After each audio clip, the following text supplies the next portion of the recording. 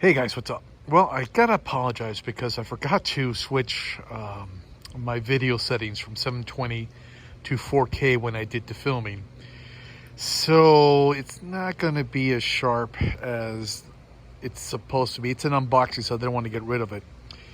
And I guess I'll just give you this really slow wrist roll so you can see this beautiful watch in 4K.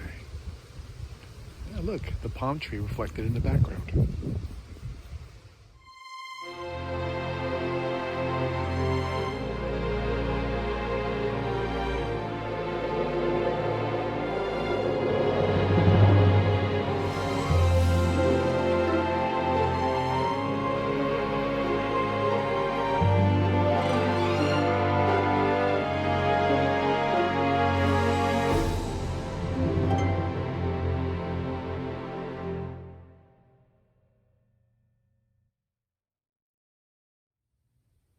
Hey guys, what's up? It's me. I'm back, and today I have a nice little fun gift for myself. Something I've been wanting for a while now, but pretty hard to get because they sold out, and then of course all these people would buy them, and then they would jack up the price on eBay, and you know what? It's a $500 watch, and these people were asking $1,200, $1,700, even up to $1,700, which is crazy.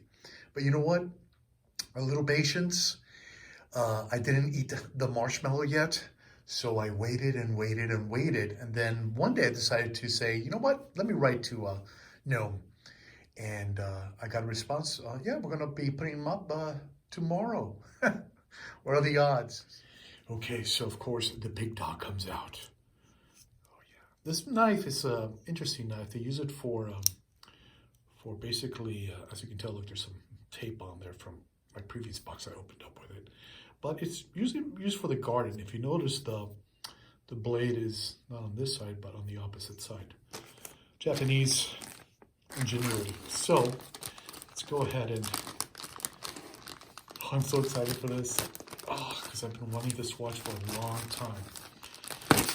Now, this particular watch, they're pretty rare. I mean, not too many people got them, but not this style of watch. It's another homage. Yes, it's an homage, and as you guys know, I have certain rules with homages. Rule number 1: it has to be over 30 years old. Rule number 2: basically unobtanium. You can obtain it if you win the lottery, or if you sell your 1,000 shares of Google stock that you bought at $10 back in the 90s. And here we go, Gnome watches. Love it. I always love their packaging. Look at that. Look how it's so well packaged. This is like let me pop one open so you can listen. See? It's very well protected the way they send it. There you go, Steinhart. This time around, I did not get a strap. Okay, that's fine. I got something better than a strap. So here we go. Ah, yes. Of course, the typical Steinhart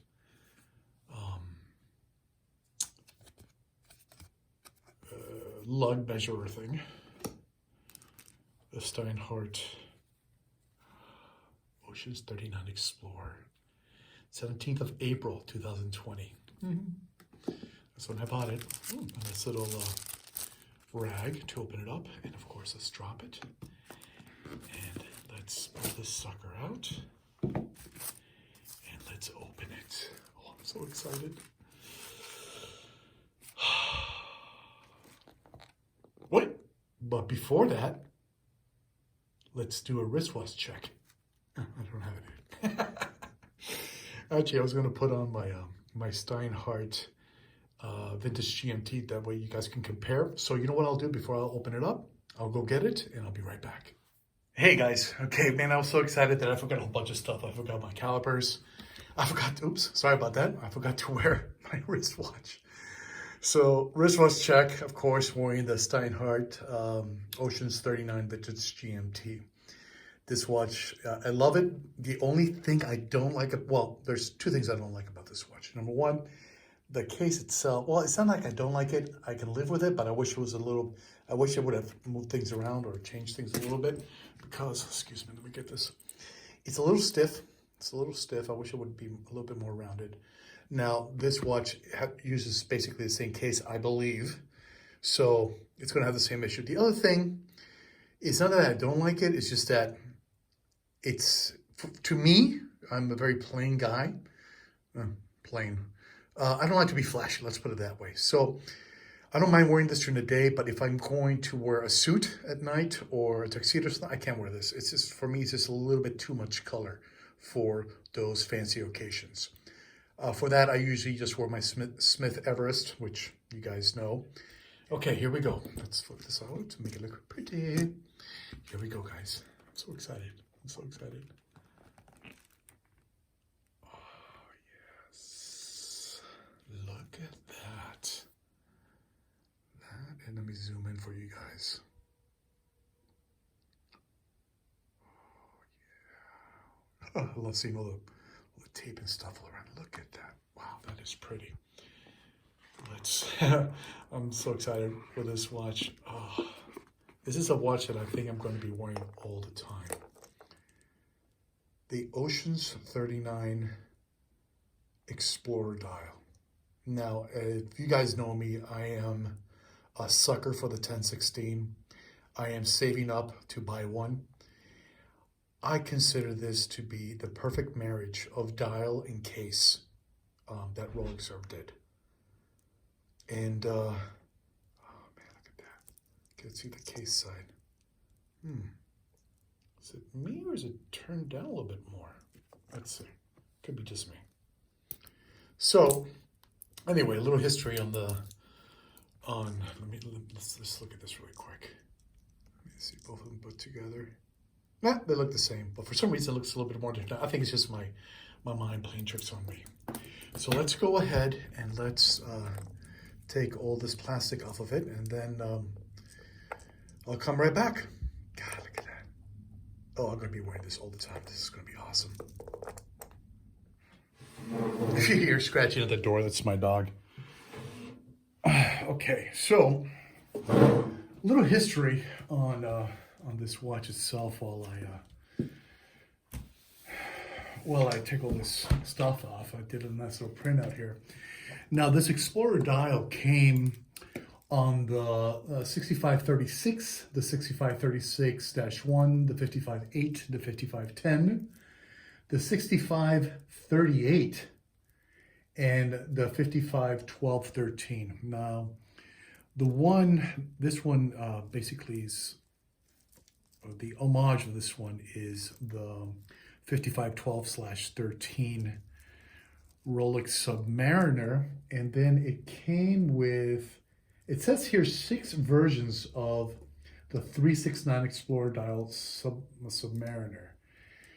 Now, that's really all it says. I've been trying to do research and I can't take this freaking tape off. I've been trying to do research on this watch, and really there's not that much out there on it. Just that I've read things about military, like the military would order with a 369. I'm going to go insane here if I don't figure out where the hell this thing starts. Oh, I think it's right there. Yes. Oh, finally. And now, see, I tore off the damn thing. Now I can't get to it. And no, I'm not going to use anything sharp to remove it, because knowing me and the way I do things, I'm going to scratch shit up. Oh, sorry, excuse my language. I'm going to scratch this up, and I don't want to scratch it up. My nails are long enough today that I can actually just tear this thing. There you go. Whew, finally. Now, one of the things I love about this style of watch is, like the 1016, people, I mean, they'll look at my wrist and they won't know what I have on my wrist. Also, much like the GMT, even though they know it's a GMT, they kind of sort of are looking at it saying, I don't recognize that. Usually it's because no crown guards on the Vintage GMT, which that's why I love that watch so much, because I've always been into the Pan Am early GMTs from the 1950s, and that's what this emulates. And now this guy is, oh my God, it took so damn long to pull that one off. And let's clean this guy up a little bit. Let's make it look pretty. Wow. Hey, look at that. Now, a couple things to notice on this watch.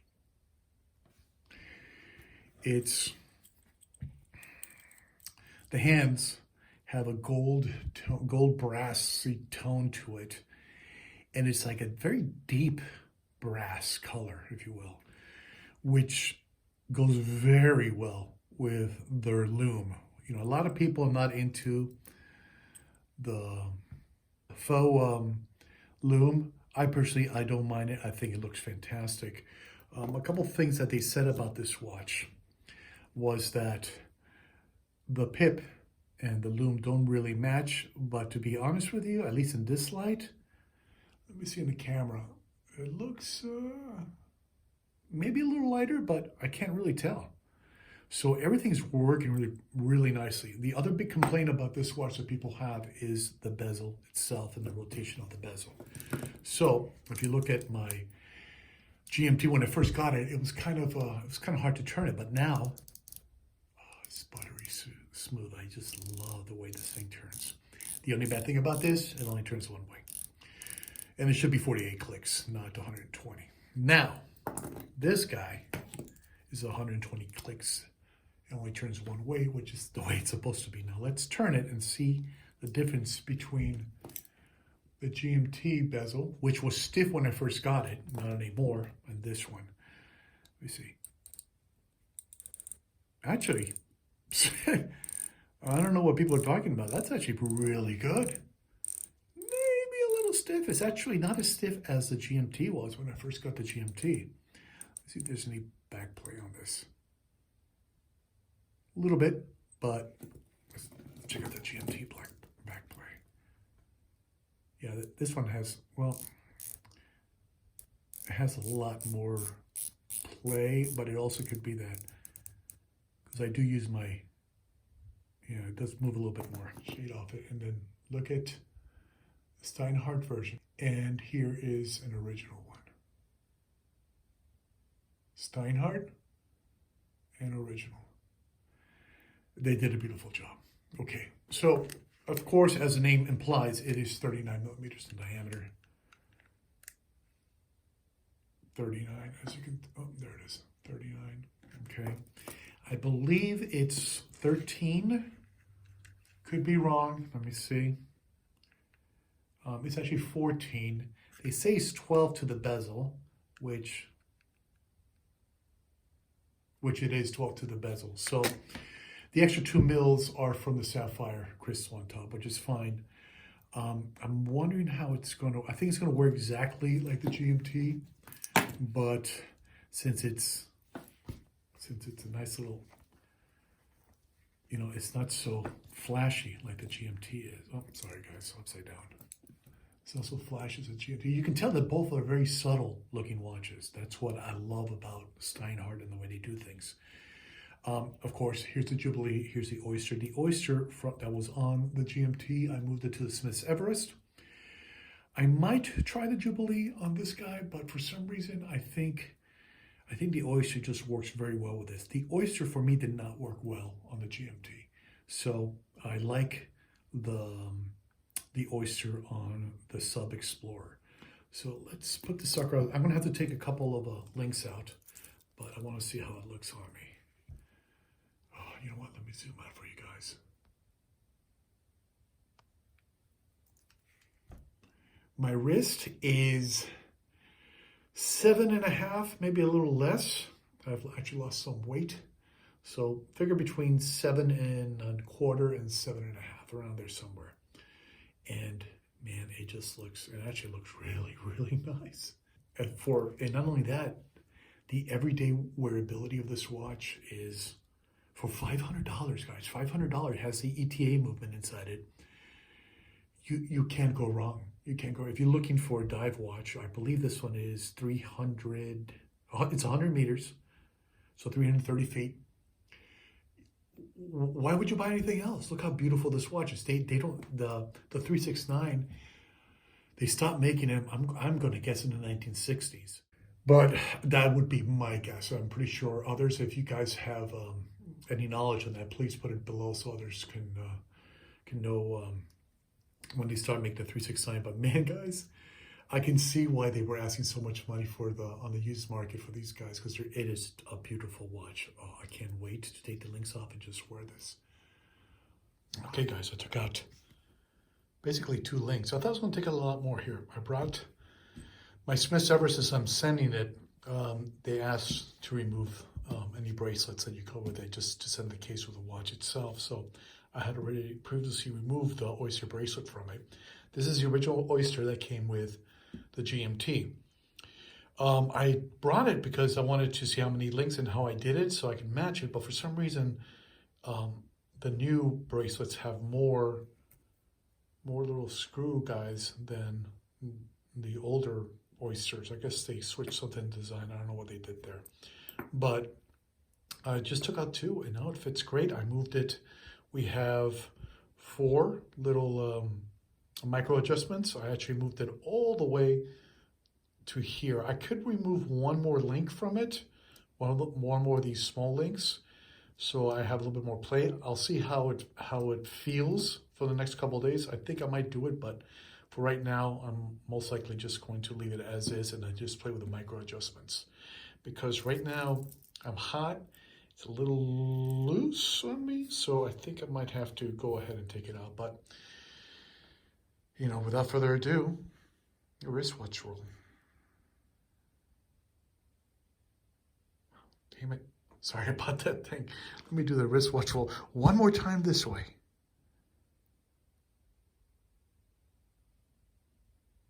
God, she's pretty. That's a good looking watch, let me tell you. Guys, for 500 bucks, you can't go wrong.